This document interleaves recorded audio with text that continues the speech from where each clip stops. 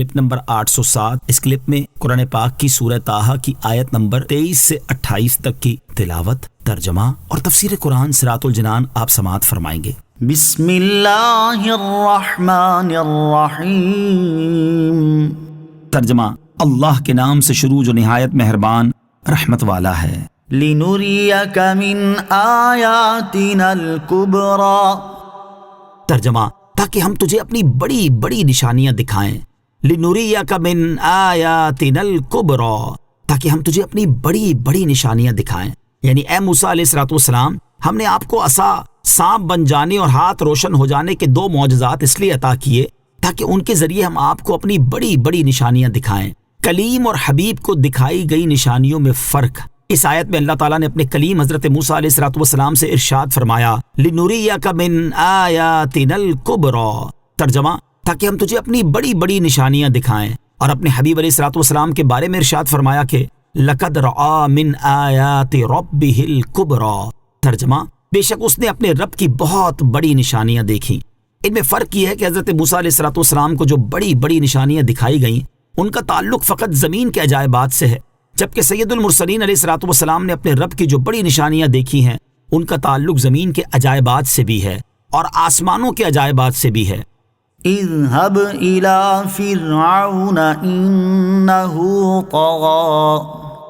ترجمہ: فرعون کے پاس جاؤ، بے شک وہ سرکش ہو گیا ہے۔ اذهب الى فرعون، فرعون کے پاس جاؤ۔ ارشاد فرمایا کہ اے موسیٰ علیہ السلام، تم ہمارے رسول ہو کر فرعون کے پاس جاؤ، بے شک وہ سرکش ہو گیا ہے اور کفر میں حد سے گزر گیا اور خدائی کا دعویٰ کرنے لگا ہے۔ حقیقت میں تو حضرت موسیٰ علیہ السلام کو فرعون اور اس کے تمام ماننے والوں کی طرف بھیجا گیا تھا، البتہ فرعون کو خاص طور پر ذکر کرنے کی وجہ یہ ہے کہ اس نے خدا ہونے کا دعویٰ کیا تھا اور کفر میں حد سے گزر گیا تھا۔ قال رب اشرح لي صدري ويسر لي امري واحلل عقدة من لساني يفقهوا قولي۔ ترجمہ: موسیٰ نے عرض کی، اے میرے رب، میرے لیے میرا سینہ کھول دے اور میرے لیے میرا کام آسان فرما دے اور میری زبان کی گرہ کھول دے تاکہ وہ میری بات سمجھیں۔ قال ربی، موسیٰ نے عرض کی، اے میرے رب۔ اس آیت اور اس کے بعد والی 3 آیات کا خلاصہ یہ ہے کہ جب حضرت موسیٰ علیہ السلام کو سرکش فرعون کی طرف جانے کا حکم دیا گیا اور آپ علیہ السلام جان گئے کہ انہیں ایک ایسے عظیم کام کا پابند کیا گیا ہے جس کے لیے سینہ کشادہ ہونے کی حاجت ہے، تو آپ علیہ السلام نے اللہ تعالیٰ کی بارگاہ میں عرض کی، اے میرے رب عز و جل، میرے لیے میرا سینہ کھول دے اور اسے رسالت کا بوجھ اٹھانے کے لیے وسیع فرما دے اور اسباب پیدا فرما کر دیگر رکاوٹیں ختم کر کے میرے لیے میرا وہ کام آسان فرما دے جس کا تو نے مجھے حکم دیا ہے، اور میری زبان کی گرہ کھول دے جو بچپن میں آگ کا انگارہ منہ میں رکھ لینے سے پڑ گئی ہے، تاکہ وہ لوگ رسالت کی تبلیغ کے وقت میری بات سمجھیں۔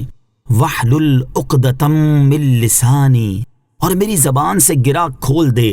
حضرت موسیٰ علیہ السلام کی زبان میں لکنت پیدا ہونے کی وجہ یہ تھی کہ بچپن میں ایک دن فرعون نے آپ کو اٹھایا تو آپ نے اس کی داڑھی پکڑ کر اس کے منہ پر زور سے تماچا مار دیا۔ اس پر اسے غصہ آیا اور اس نے آپ علیہ السلام کو قتل کرنے کا ارادہ کر لیا۔ یہ دیکھ کر حضرت آسیہ رضی اللہ تعالی عنہا نے کہا، اے بادشاہ، یہ ابھی بچہ ہے، اسے کیا سمجھ، اگر تو تجربہ کرنا چاہتا ہے تو تجربہ کر لے۔ اس تجربے کے لیے ایک تشت میں آگ اور ایک تشت میں سرخ یاقوت آپ علیہ السلام کے سامنے پیش کیے گئے۔ آپ علیہ السلام نے یاقوت لینا چاہا، مگر فرشتے نے آپ علیہ السلام کا ہاتھ انگارے پر رکھ دیا اور وہ انگارہ آپ علیہ السلام کے منہ میں دے دیا۔ اس سے زبان مبارک جل گئی اور لکنت پیدا ہو گئی۔